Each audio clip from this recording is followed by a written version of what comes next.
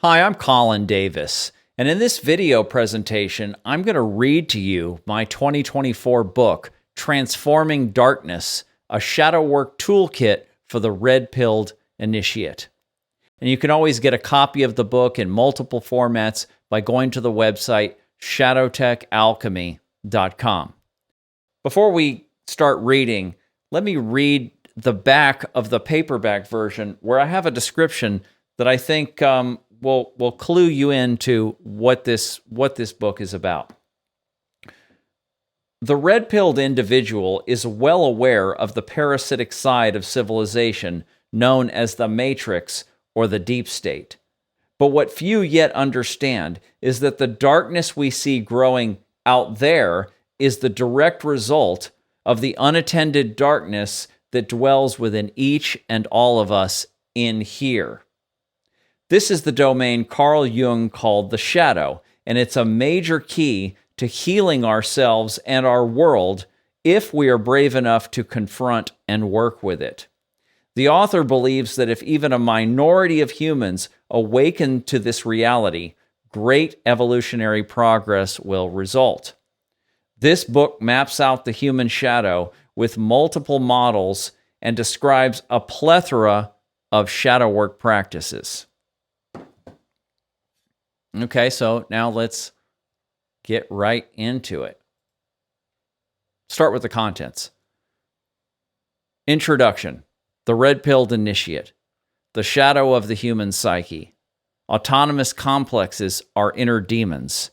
The shadow in 4 quadrants. Shadow work practices. A declaration of psychosocial health, and there is a resources chapter. Chapter 1, Introduction. The purpose of this book is to introduce you, the red-pilled reader, to a holistic framework for understanding the connection between social evil and the inner psychological darkness that exists within us all. Then to give you a toolkit for engaging in psychospiritual healing work that is often called shadow work. While I try to avoid mythologizing the subject, this is an effort to bridge current-day conspiracy thinking with Carl Jung's ideas on the shadow and evil, with some additions of my own, plus several models from other authors.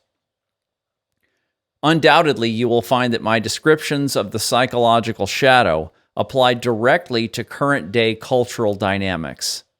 I could have been more descriptive if I had compared present-day political events with these theories, but I didn't want to slant the material too much in that way.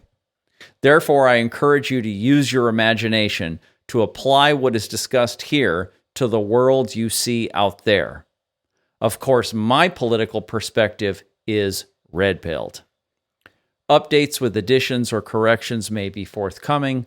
Feedback is welcomed. You are also invited to read my 2015 book, Shadow Tech, Cracking the Codes of Personal and Collective Darkness, co-authored with Melissa Mari, which relates closely to the current work. Visit us at shadowtechalchemy.com for books, interviews, workshops, and personal coaching. Background. Shadow work is about becoming aware of how we destroy ourselves and those around us through unconscious thought and behavior. It's about locating our hidden blind spots and learning how to evolve through conflict. It's how we heal ourselves from wounds created in childhood or even our parents' wounds they left to us. It's also work that can reorient life as a heroic quest to discover and manifest our highest spiritual purpose, which is encoded in our genome. That last sentence sounds grandiose, but when you do this work, you realize it's true, and you realize how important this kind of activism is. Because working on yourself inwardly is, of course, about psychological health, but it's also the highest form of social activism that you can engage in. There is no healthy society unless you and I are psychospiritually healthy.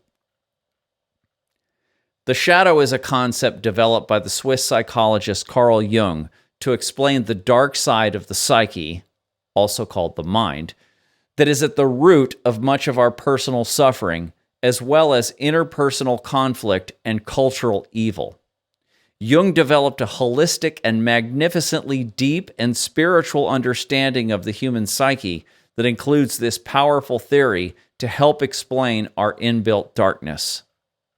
Since Jung's time, his theories have been further developed by the Jungians who followed in his footsteps.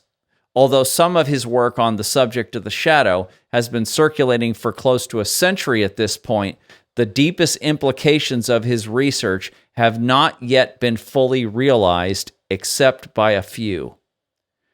There are many reasons for this, and Jung was very much ahead of his time. What he presented on many fronts was and still is very difficult for people to understand or to accept. To fully realize the implications of his ideas is to place a huge amount of personal responsibility on the individual to advance their own consciousness, an activity that is actively resisted by ingrained conditioning and powerful forces within our own psyches. The conscious mind naturally resists facing its own faults and weaknesses, as well as old wounds and primal energies that threaten sanity and society. This resistance is how the shadow is created in the first place, but as long as it stays unknown to the individual, it builds in energy and leads to mental and behavioral disorders, health problems, and cultural darkness of every type. Looking at the news today shows us that we have a huge problem with our own shadows. With this said, we are currently witnessing a great awakening of many millions of people today who understand and have accepted the true depths of political and cultural evil that has grown up all around us. These are the so-called red-pilled individuals. These folks, likely including you, the reader, may be the best new hope for grasping the psychological domain of the shadow and bringing it to consciousness, first in yourself and then into society. Due to the fact that you have already been sufficiently exposed to the reality of structural evil in society, you are to some degree inoculated to its presence, and this provides a level of tolerance that I believe primes you for exploring the dark side of your own psyche, a process which may very well be required for your health and spiritual development in this lifetime. How much shadow work is needed and how you engage in it is entirely up to you and your own deep self structure. Defining evil. Since this work deals with the movement of so-called evil in the world and its links to the human psyche, we should define evil right up front. First, I should point out that evil is not destruction per se. I wrote about this in Shadow Tech in the chapter The Zero and the One. Human beings, like all living organisms, destroy, eat, and displace other organisms as a function of life itself. I describe this as subjective destructive agency. We cannot avoid death or conflict on planet Earth. Our biology, and even the universe itself, is rooted in a duality construct where there is an equal and opposite reaction to every action. Creation is, therefore destruction is. We also know that systems and organisms tend to degrade, which we call entropy or chaos. This is a force of passive destruction that's also in the base code of our reality. But when we talk about evil, we're usually talking about active destructiveness within human relationships and society. The postmodern West has recently extended the definition of evil to include destruction of other living organisms besides humans, but the bulk of what we consider to be evil deals with human society and culture. I intend to frame evil as a more holistic phenomenon as we go on, but let's begin with definitions that are probably generally acceptable to most. Evil might be defined as consciously avoidable, socially destructive behavior that breaks moral or ethical boundaries. Evil can also describe cultural information or ideas that, when acted on, cause unnecessary harm to others. Evil is also sometimes described as a feeling or intuition that something malignant is present or taking place. There is also what the Jungians call the archetype of evil, which everyone intuitively knows as a metaphysical energy of destruction for destruction's sake, present in the collective human psyche. The personality of Satan embodies all of these perspectives of evil together within a religious context. Each of these definitions addresses evil from a different perspective. Often, the amount of consciousness present in the mind of the individual who commits an act of evil is part of the formula for determining the level of evil present. This is why one can be found innocent by reason of insanity in a court of law. But in older societies, simply breaking moral boundaries, whether consciously aware of one's destructiveness or not, is enough to qualify as evil. As a social and moral matter, evil is therefore avoidable and unconscionable destructive behavior, meaning against our conscience, our inbuilt morality. Stealing a candy bar from a store is actually an act of evil, but the amount of evil is low compared to murder or participating in ethnic cleansing and war crimes. Like all moral value judgments, evil is culturally subjective, although it is rooted in biology. Primates and other animals have instincts that constrain their relational behavior. We have inherited our morality from our animal heritage. The most basic formulas for social cohesion are shared amongst all peoples of the planet, so we can agree on basic human morality. We might call these natural laws, but every culture and even subcultures or individuals disagree about the details of what is socially acceptable or qualifies as evil.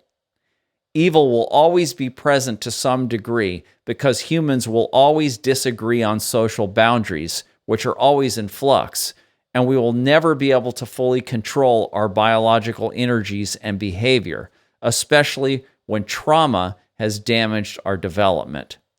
This said, we could greatly mitigate evil if more individuals were to take responsibility for their own unconscious drives, in other words, their shadows. The psychological shadow. Now let's take this into the psychological domain. Freud proposed the idea of the superego, which is a complex in the human psyche that internalizes our social boundaries and morals. When we act against our conscience, we are allowing our life force energies, or libido, to fuel behavior that goes against the rules that our parents and society have programmed into us. When we do this, if we are biologically, quote, normal, we feel guilt or fear, and this constrains our behavior. Evil is mitigated by the successful integration of moral boundaries into our superegos through parenting and society's enforcement of those boundaries.